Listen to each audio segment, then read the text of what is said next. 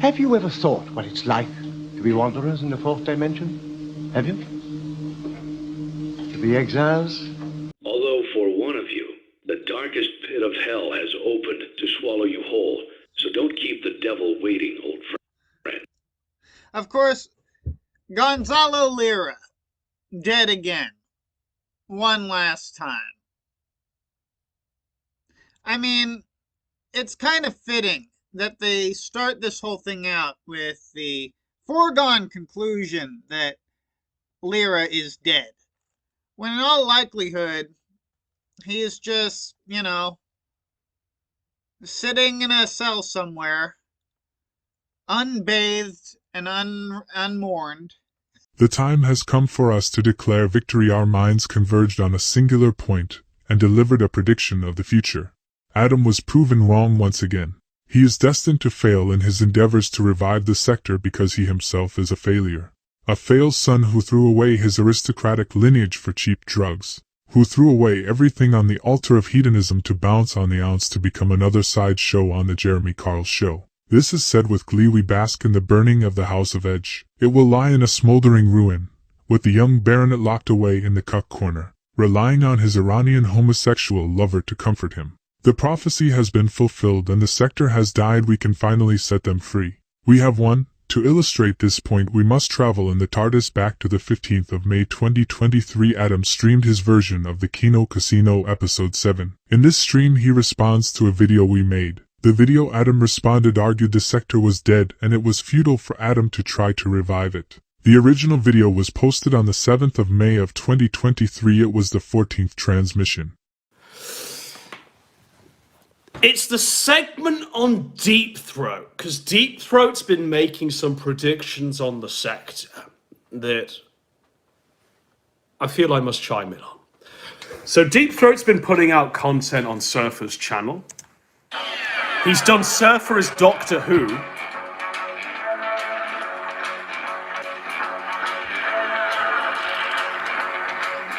Pretty keen intro, by the way.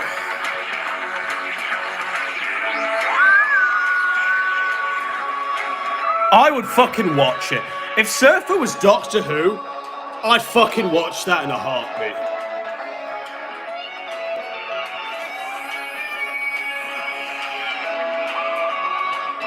It's the fate of the Sektur.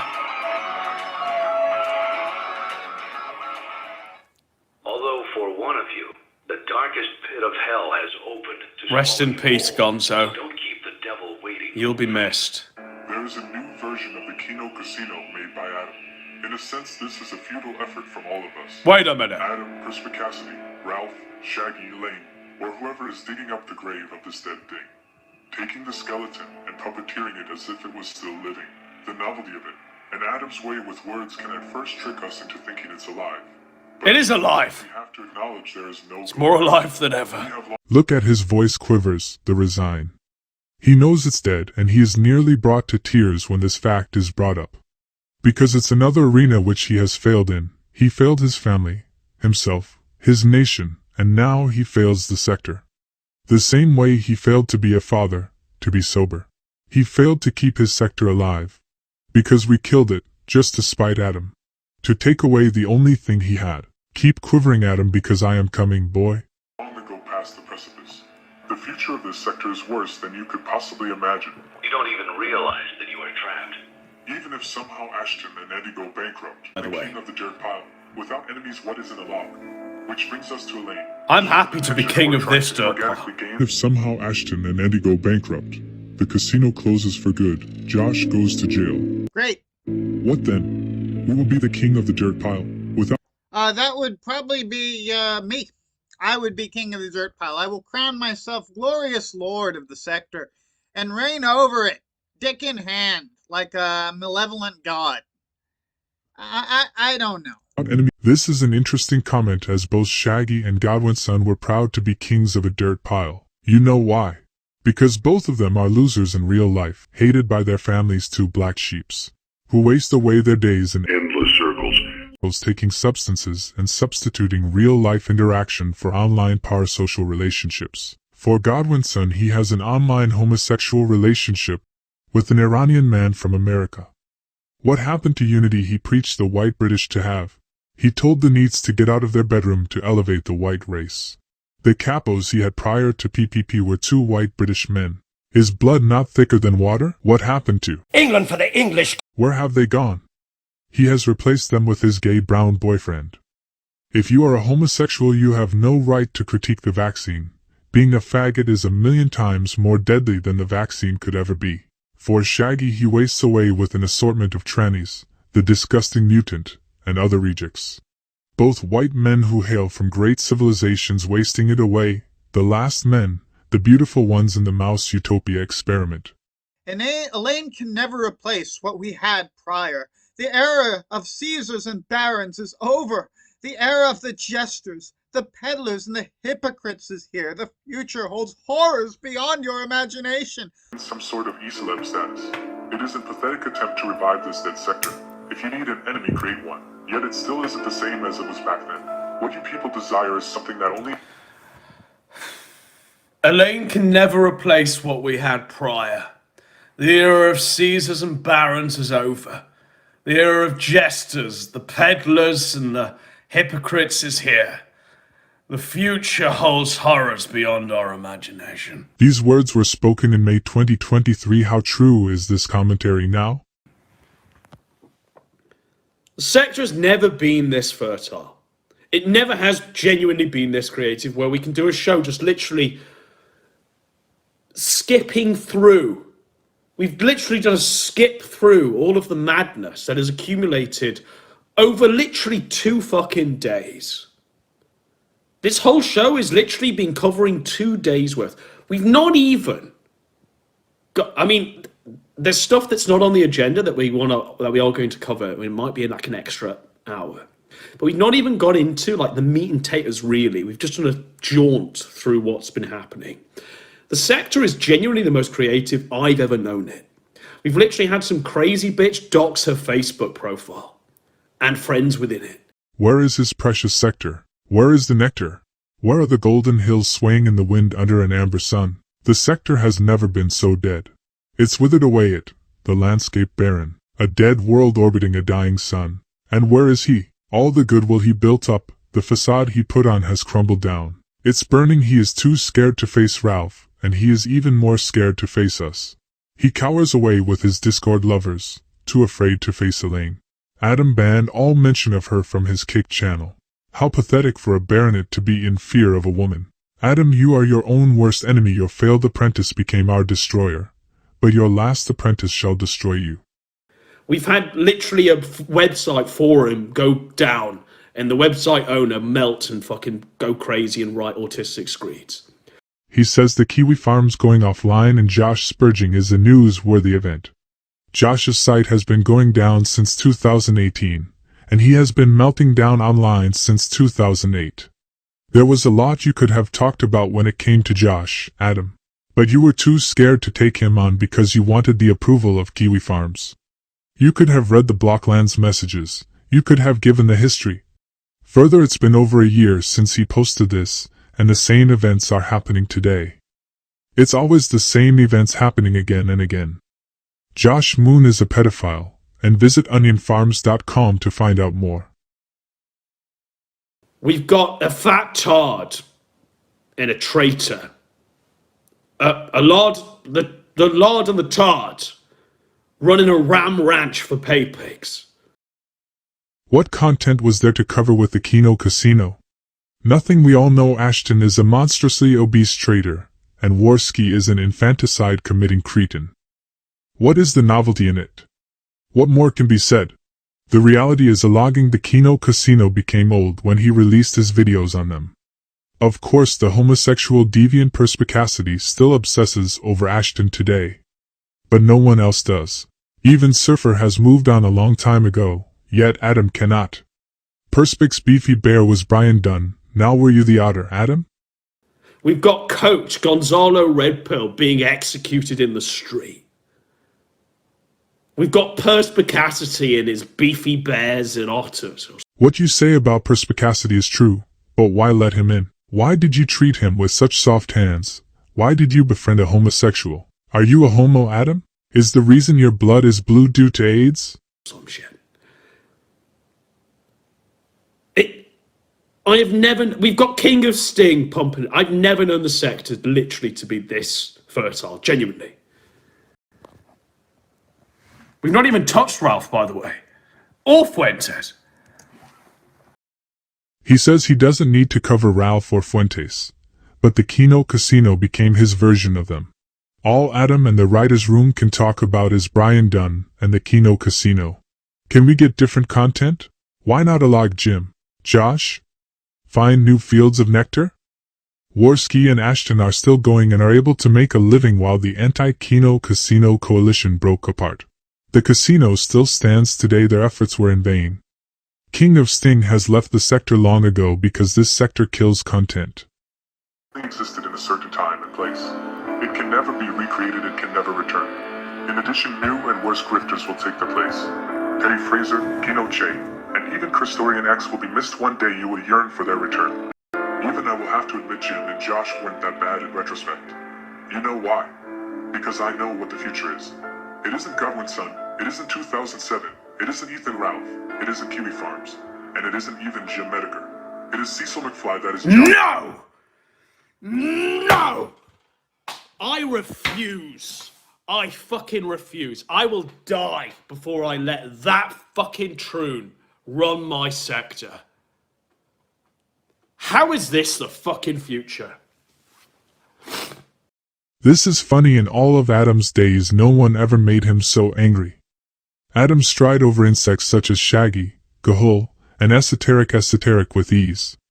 But this poses a challenge to him because it is true, and Adam knows this. No!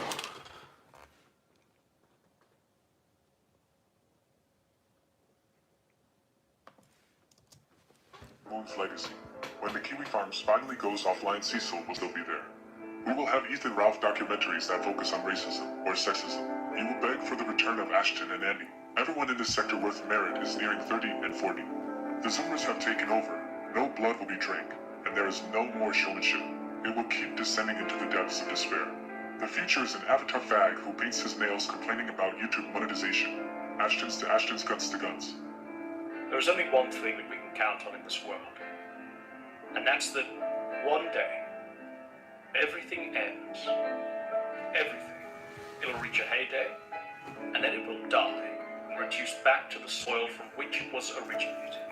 And no matter what e-celebrity you're watching now and thinking, that's a hot take, remember, there's a cemetery full of old faces from the past, and it's a cemetery that already has graves dug for your Nick Fuentes, your Stefan Molyneux, your Coach Redhill, your Ralph. Quite prophetic, that. And even your Godwinson. Nothing lasts forever. You know what? It's over when I say it's over. Literally. It's literally how it's always been. It is over when I declare it is over. Currently, the sector's going through somewhat of a restoration. Restoration of the sector? How did this restoration go? The sector is dead, decayed, it's now bones. You can't beat the forces of time, entropy, decay, and death. Time shall come for us all, it shall degrade all which we built. Neither of us can escape it, your sector will die because it has to. Everything withers away. Ashes to ashes. Dust to dust. We've had to climb back off our mountain. We no longer have a fat retard parroting our scripts. We literally have had to come in and wade through the muck ourselves and bring it back single-handedly. And then you know what? I think I'm doing a pretty fucking good job. Setting the agenda as it stands, I think I'm doing a pretty fucking good job. And the one thing that is motivating me, for real, isn't because the Kino Casino, Fat Traitor, and Kid Killing Tard, they are dead, objectively by any measure. I came in, and literally shaved off 2,000 viewers from their live audience to the point where they stream to 500 people now. I managed to get such damage their way that they lost a channel, that they are now ban evading on every channel they possibly can be. They've had to move in together to save costs and pay the rent together. I genuinely have objectively destroyed that thing. So I'm happy to set my sights on the other faggots that have claimed up and tried to ruin my sector in their absence. That's why Teddy Feezer is chump change, really. We'll Gatorize Teddy Feezer quite easily. And with Cecil McTroon, you better believe that I'll do the exact same thing. I will not allow that future to happen to this sector, because as long as I'm still alive, there will be no Cecil McTroon future where we praise Daddy Jim and we talk about, Toad McJudas was a grifting Judas. You tried so hard to hide who you were, Adam. Every time he reappeared, it was always a new persona. Always the same face and name, but his colors were different. He now is a good loyal subject of the Empire. Like all good, over-socialized British citizens, he believes in the righteousness of drinking children's blood and the power of the individual. This was born from Adam's fatal flaw, his cowardice.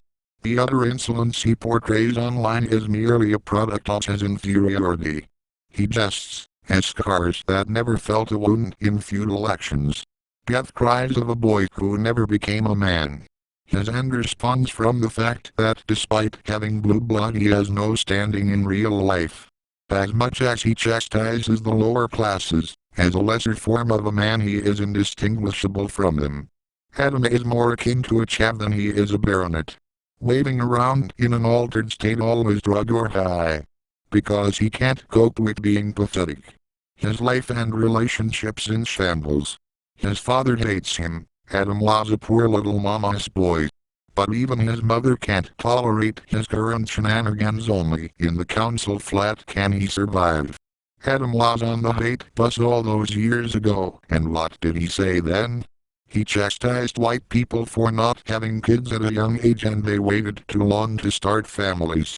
This was 6 years ago, and where is Adam's family? Nowhere to be found. His progeny either never existed or were discarded to the bin as biological waste. Despite his swagger online, he is rather awkward. In reality, he was even more autistic than Elaine. How pathetic. What a fool. Let's laugh at him. Fear us, Adam, for we have the power of the truth. That is what Adam fears, losing his status, because his entire motivation is to boost his ego. This is all a vanity project. Yet he could not even maintain that.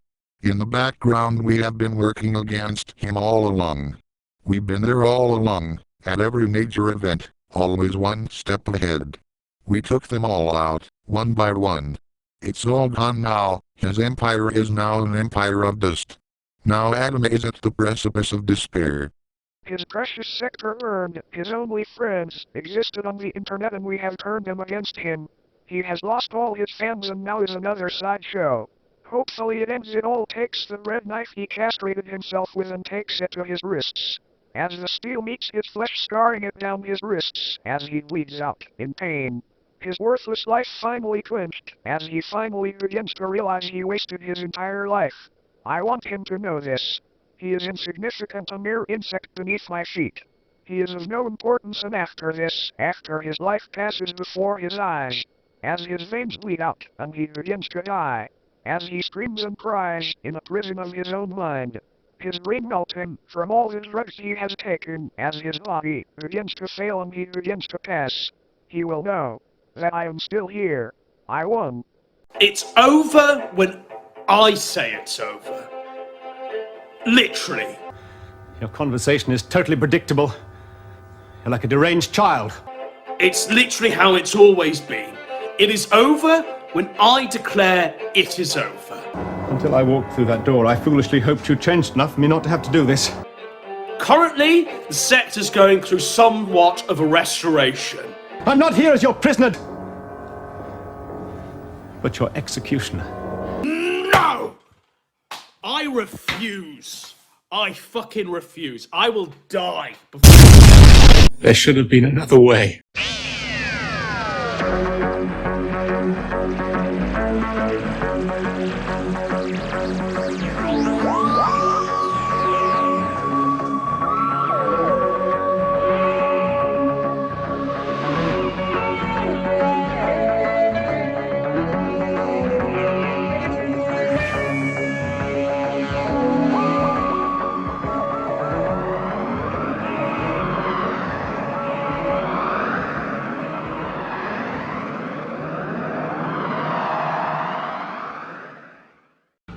There are some corners of the universe which have bred the most terrible things.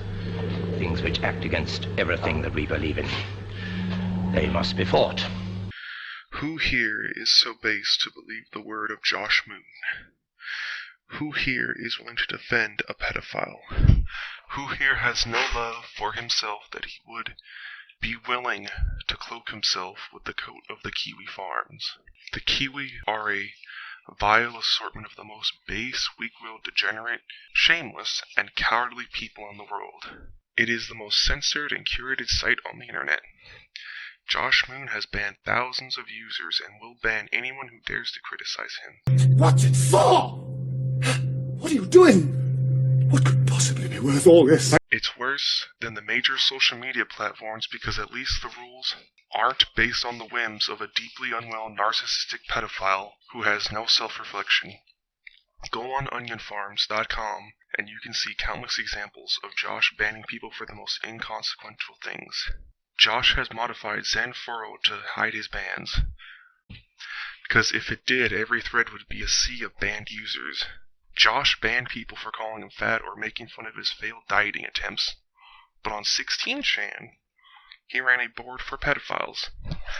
Got people posting here that it's apparently you had a what is it, a board on your site for pedophiles to post their child porn. Oh, I had like an 8chan style site where people could make their own boards, and one of them I had specific rules for like pedophile shit because I didn't want it everywhere. So people made like a file board which was text only. And but here's my question about that though: Why would you even host pedophile shit on there? Doesn't matter what it is, Josh. Why the fuck did you want pedophile shit anywhere at all? I mean, you guys are British, so you don't understand this. Now, this video will be posted on Kiwi Farms as similar ones were before it, but no users can answer this question. Why is one Joshua Connor innocent, but the other guilty? Why is Joshua Clayton Connor a pedophile for viewing Boy Soprano, but Joshua Connor Moon looking at Neko Shota and CP isn't? The proof is all on onionfarms.com. And displayed in this video. He was commissioning vor art of a minor child. Did Flamenco do anything this bad? Josh was regularly threatened to kill his mother. Josh Moon is far worse than Flamenco, but the people on Kiwi Farms are cowards. They know it's true, but they can't say it. They are Josh's bitch. They have to walk on eggshells around an obese 31-year-old nasally, annoying, negative, hypocritical, narcissistic freak who is hated by his entire family. Here is Josh Moon crying that his family hates him, and he just wants to be loved. How sad. Remember in 2020 when he said he wanted a family? Well, Joshy boy, you are never going to get one. You will never be a real man. You will never be a father. You will never have a wife. You will never be loved. In all my travellings throughout the universe, I have battled against evil, against power-mad conspirators. I should have stayed here. The oldest civilization. Decadent, degenerate, and rotten to the core.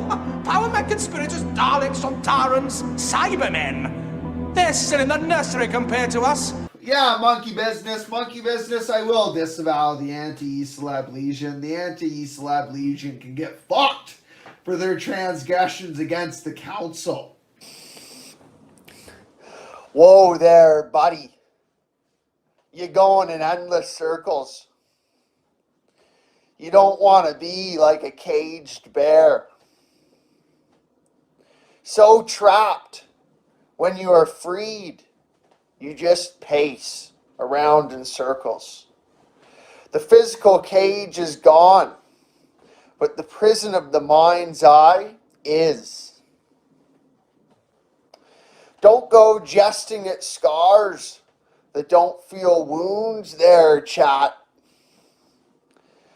There's a lot more to life than knives made of bites, speaking without a voice, and hovels of madmen with their army of vagrants. Give your head a shake there, buddy, and focus on what really matters. There, buddy. Aston Parks, the court finds you guilty of all charges. You are a liar. You are a hypocrite. You are a grifter. You are a traitor. You are sentenced to an indefinite punishment.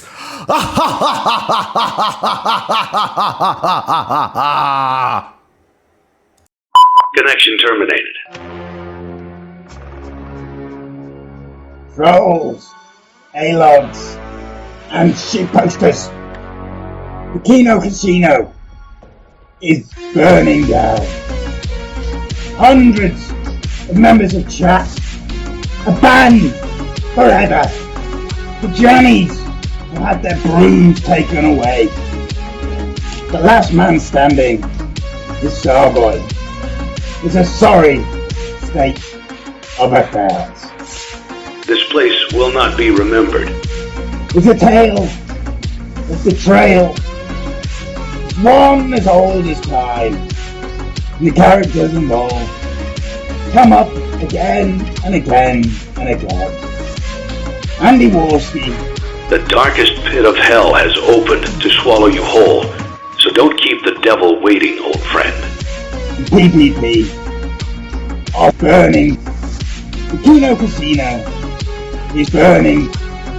And even after a £240 anime faggot addicted to alcohol came in to gently massage and give them a happy ending, it's still painfully over. This ends, for all of us, in communication. The scene before you is one of peace, of tranquility. It's an ending, of sorts, a sunset on the era of the bizarre individual the internet knew as Godwinson. Yet, as the first second of eternity passes on this melancholic waltz, a question is posed. Who is next to join Godwinson in this mad dance? Which e-celebrity has risen so far, only to singe their wings on the light of the sun and come crashing down to the earth that was once beneath them? Those who at one point had conquered the mountain of e-celebrity have found the mountain is in fact made of sand. There were no foundations of the so-called careers they built up on becoming internet personalities, and they always knew it. But as the money rolled in, they never once thought to save it. They never once registered that it was all ephemeral. Because perhaps the fate of all of us in this shit show, spectator and performer alike, is to come out the other side broken and changed. Perhaps one day, each and every one of us will take our turn in the shadow of Godwinson as we waltz into the abyss, an artifact of the forgotten age, a refugee in 2007, desperately trying to make himself relevant again. There is only one thing that we can count on in this world, and that's that one day, everything ends. Everything. It'll reach a heyday, and then it will die, reduced back to the soil from which it was originated. And no matter what e-celebrity you're watching now and thinking, that's a hot take, remember there's a cemetery full of old faces from the past, and it's a cemetery that already has graves dug for your Coach Redpill, your Ralph, and even your Godwinson. Nothing lasts forever. All of us, one day, will find ourselves dancing alongside Godwinson, providing entertainment for a stream of 9 autists who cannot seem to let go of the person we once were.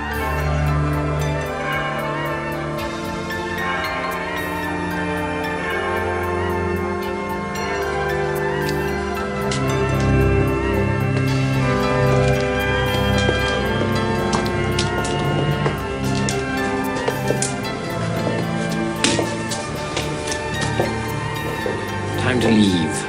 Yes. Doctor, Yes? we did good, didn't we? Perhaps. Time will tell. Always does.